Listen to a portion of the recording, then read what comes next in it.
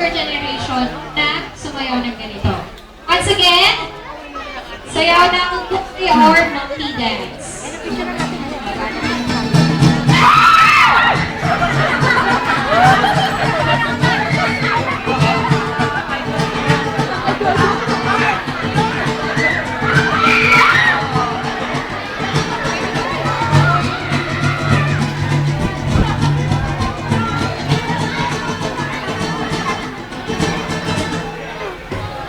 Again, round of applause para sa